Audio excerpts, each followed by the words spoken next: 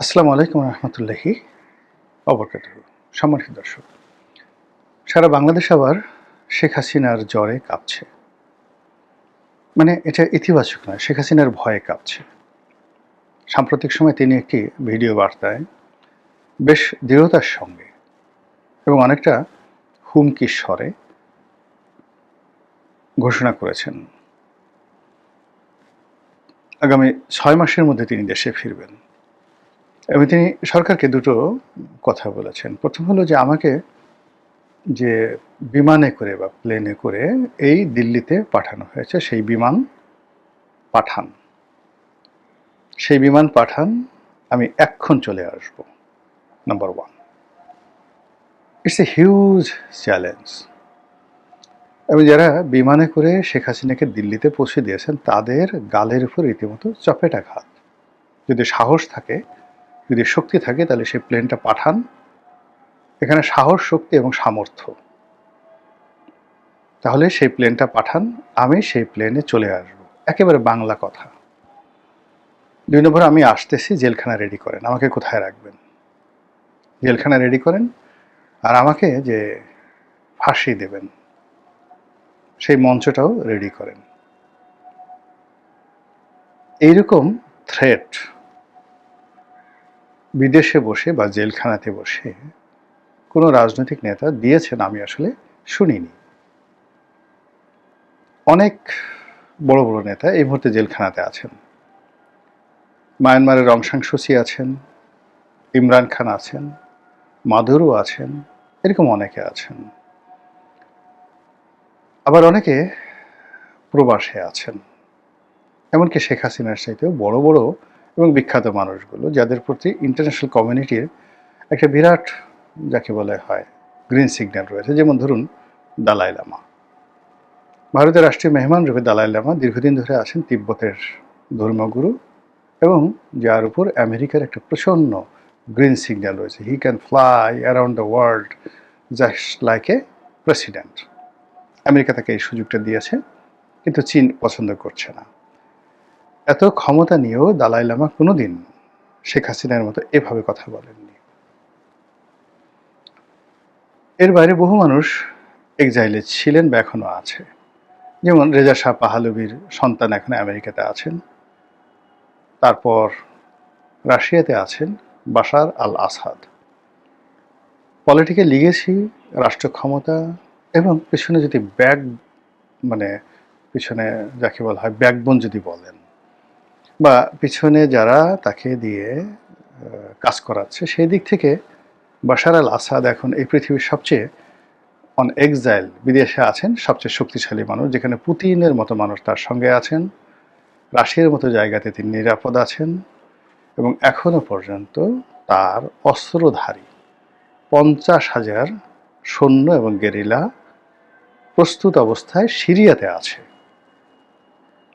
50,000। এবং এদের supply and chain, মানে এদের আর্মস এবং রসদ দেওয়ার জন্য রাশিয়া, তুরস্ক সবাই 2 পায়ে দাঁড়িয়ে আছে, 10 পায়ে দাঁড়িয়ে আছে।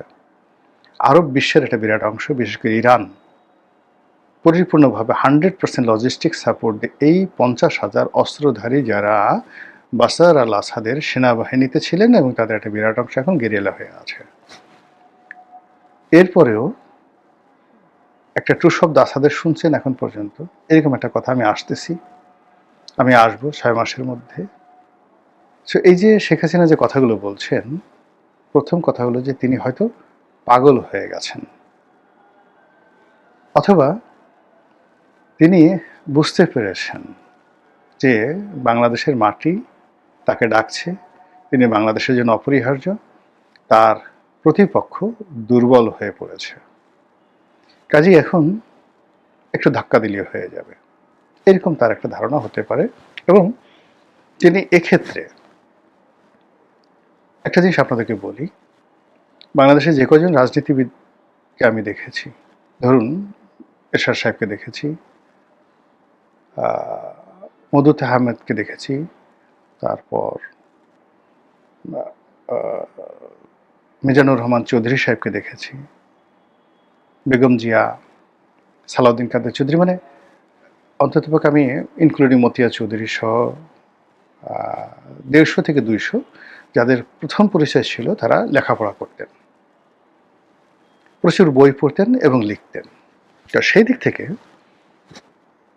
শেখ হাসিনা একমাত্র সরকার প্রধান যিনি এই যাদের নাম বললাম তার সমসাময়িক সবার চাইতে বেশি পড়াশোনা করেছেন। মানে তার এডুকেশন কোয়ালিফিকেশন, ভালো ছাত্রত্ব, এগুলো ডাজ নট ম্যাটার, কিন্তু একটা বিষয় জানার জন্য, বোঝার জন্য যে মেহনত করা দরকার, পড়াশোনা করা দরকার, সেটা এই যে তার সমসাময়িক কোন নেতা বলতে পারবে না। শেখ হাসিনার সাথে বেশি লেখাপড়া করেছেন, মানে বই পড়েছেন। এবং অবাক করার ব্যাপার হলো এগুলো আবার পড়ে তিনি ডায়েরি মেনটেন করতেন এবং এই বিষয়গুলো নিয়ে আলাপ আলোচনা করতেন অনেকের সঙ্গে। এর মধ্যে গল্প আছে, উপন্যাস আছে, সিনেমা আছে, রাজনীতির বই আছে, সংবিধান আছে, পার্লামেন্টারি প্রসিডিংস আছে, এরকম নানা জিনিস তিনি পড়তেন, ইতিহাসের ছাত্র হিসেবে পড়তেন। এবং এই কারণে যারা লেখাপড়া করে, বুদ্ধিমান, তিনি তাদেরকে চিনেন এবং চিনতে পারেন। এটা কেবলমাত্র বাংলায় নয়, কলকাতায় যারা এরকম আছে, দিল্লিতে যারা আছে, এদের একটা বিরাট চ্যানেল শেখ হাসিনার মধ্যে একটা সে নিউক্লিয়াসের মতো গড়ে তুলেছে। তার বন্ধু, ঘনিষ্ঠ বন্ধু, ধরেন ক্লাসমেট কবি এই যে নির্মলেন্দু গুণ, বেবি মওদুদ, সাংবাদিক বেবি মওদুদ তার ঘনিষ্ঠ বন্ধু। এরকম অসংখ্য, মানে পেশায় প্রফেশনে আছেন অসংখ্য মানুষ তার ক্লাসমেট বন্ধু। এমনকি এই যে প্রথম আলোর মতিউর রহমান, মাহফুজ জানাম, এরাও কিন্তু তার ব্যক্তিগত বন্ধু। সম্পর্ক হয়তো ভালো না, কিন্তু তারা সমপর্যায়ের এবং একটা সময় তাদের মধ্যে খুব ভালো বন্ধুত্ব ছিল। তো সেই দিক থেকে আমার কাছে মনে হচ্ছে যে শেখ হাসিনা তার এই যে এক্সাইল, ভারতে যে অবস্থান, এটাকে নিজেকে তিনি তুলনা করছেন শের শাহের মতো। শের শাহের একটা দীর্ঘ সময় তাকে পালিয়ে থাকতে হয়েছে, নিজের মানে সৎ মায়ের অত্যাচারে তাকে তার বাবার কাছ থেকে পালিয়ে থাকতে হয়েছে। আবার তিনি যেখানে চাকরি করেছেন সেখান থেকে তাকে পালাতে হয়েছে। আবার তিনি যখন যুদ্ধ করেছেন, মানে তার জীবনের 90% সময় তিনি পালিয়ে থেকেছেন।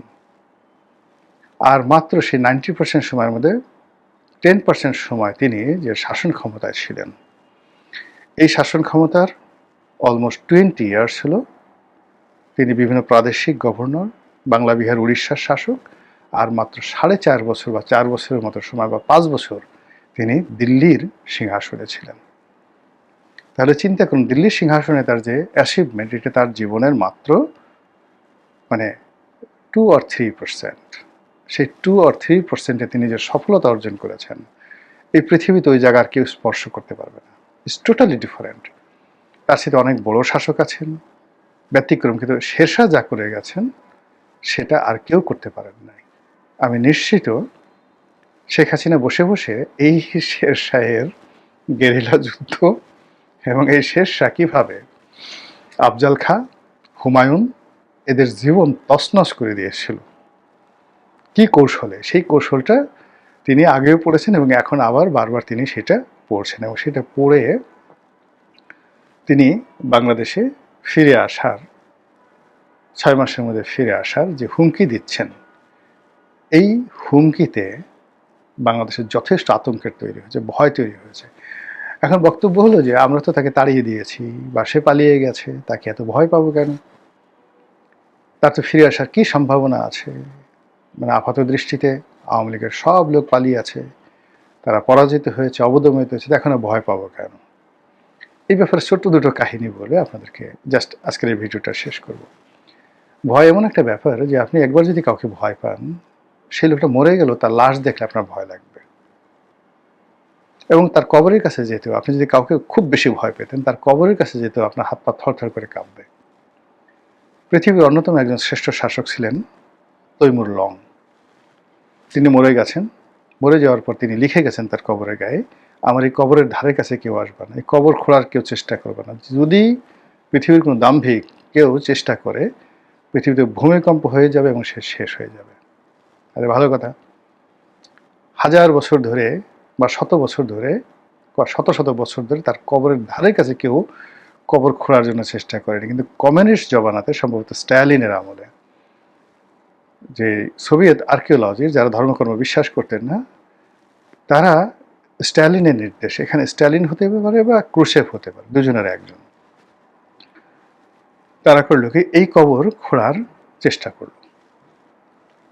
তো কবর যখন তারা খোঁড়ার চেষ্টা করলো, সঙ্গে সঙ্গে পুরো সোভিয়েত ইউনিয়নে মারাত্মক ভূমিকম্প তৈরি হলো। এটা অলৌকিক হতে পারে, এটা কাকতালি হতে পারে, কিন্তু পুরো প্রশাসন তছনছ হয়ে গেল এবং কবর খোঁড়া বন্ধ।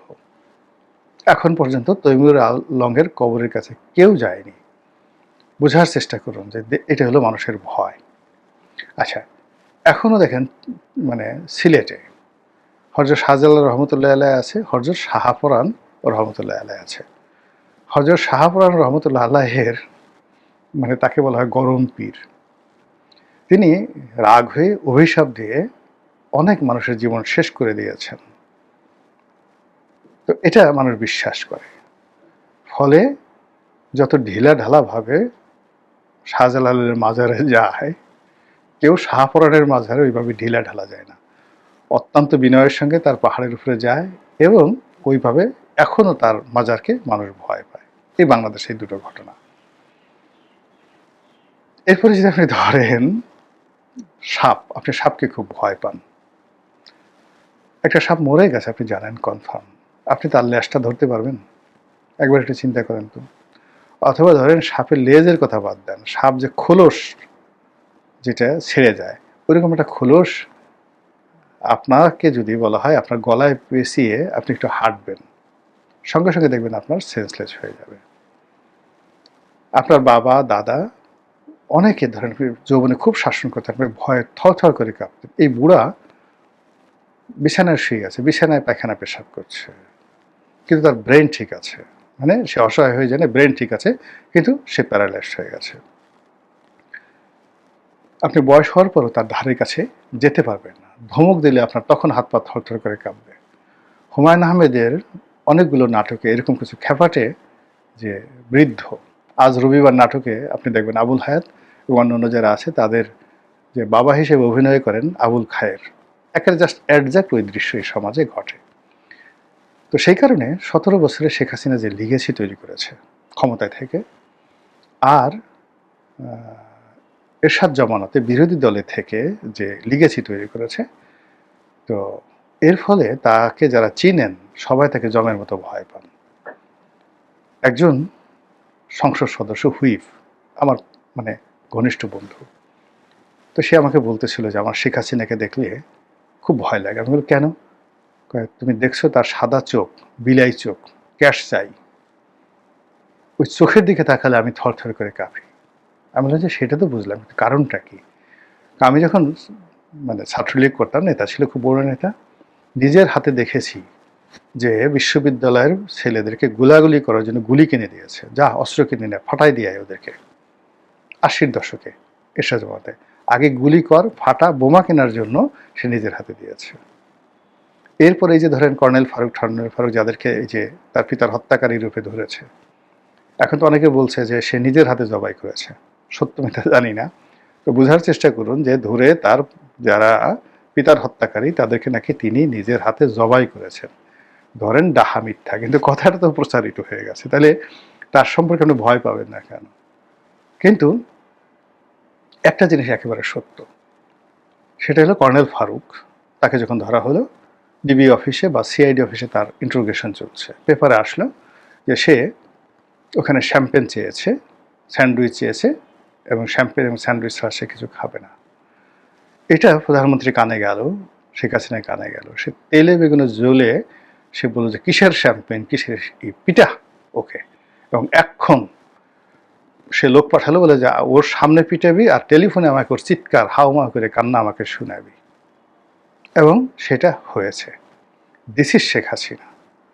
তো সেই শেখ হাসিনা হঠাৎ করে বলতেছে 6 মাসে চলে আসবে, তাহলে বলেন তো যারা জানে এই ঘটনাগুলো তারা কেন ভয় পাবে না? ওই যে সুরেন্দ্র সেন গুপ্তের সেই কথা, বাঘে ধরলে বাঘে ছেড়ে দেয় অনেক সময়, শেখ হাসিনা ধরলে কখনো ছাড়ে না। এটা বুঝেন না? এই কারণে দেখেন, এই যে সে যাই বলছে না কেন, সব কিছুতেই সংবাদ শিরোনাম হচ্ছে, সব কিছুতেই একটা আতঙ্ক তৈরি হচ্ছে, বিরক্তি তৈরি হচ্ছে। লোকজন বলছে যে কি হলো, এটা কি, এ কি বুড়ো হবে না, এ কি মরবে না, এ খালি আমাদেরকে ভয় দেখায়। মহান আল্লাহ আমাদের সবাইকে হেদায়েত দান করুন, হেফাজত করুন। আসসালামু আলাইকুম ওয়া রাহমাতুল্লাহি ওয়া বারাকাতুহু।